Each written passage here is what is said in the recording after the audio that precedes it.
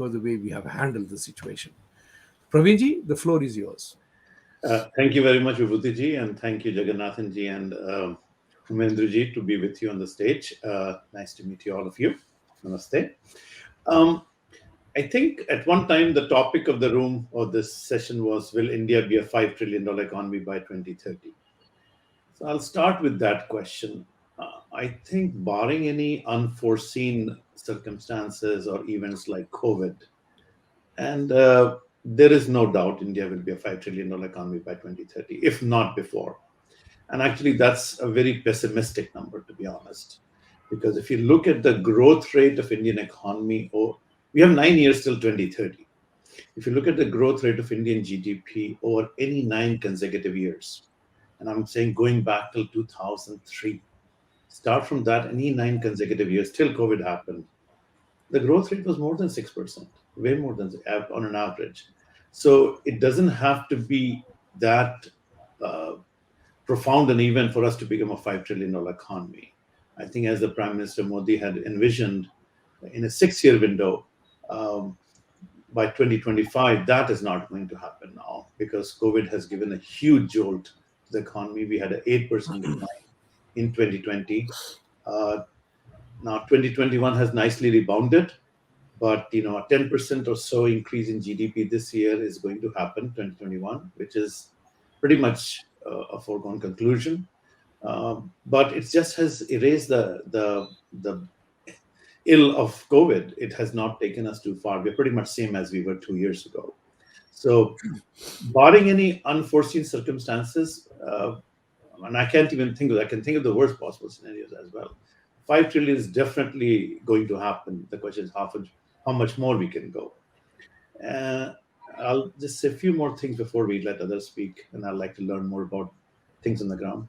I think the biggest factor in the whole global economy will be how countries deal with COVID, because COVID waves are likely to come.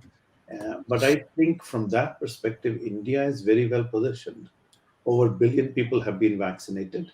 It is the hub of vaccine with Poonawala's company that we have been, I'm forgetting the name now. We have plenty of resources to deal with the worst possible scenarios in the years to come. So I think India is very, very well positioned to have a very thriving economy in the years to come. So no question in my mind that 5 trillion, will happen, even under the normal course of business. I'm hoping much more than that. Not much more, but definitely more than that, because it is very achievable at this time. So I'll leave it at that, let others speak on that, and then come back to it a little bit more. All right. Thank you very much. So, Jaggi, if I may come to you on this subject matter, also asking specifically, knowing what we know now, India has the potential. जैसे प्रवीण जी ने कहा कि potential बिल्कुल 5 trillion तो छोड़ दीजिए, वो तो होना ही है. हम उससे ऊपर कितना जा सकते हैं वो सोचना है हमें.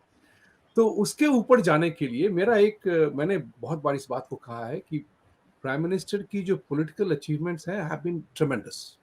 Let's leave that aside now. Going forward, I remember कि नंदन नीलेकानी जी ने शब्द बताए थे, इंडियाज डेमोग्राफिक डिविडेंड.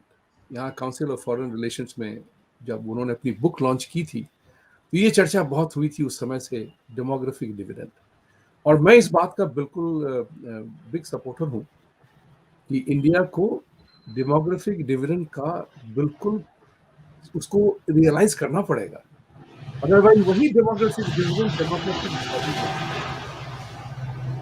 बन सकता है करके देखें तो demographic, I am suggesting to the Prime Minister, leave everything else now. For the next 3 years, just focus on realizing demographic dividend of India's youth. How do we go about it?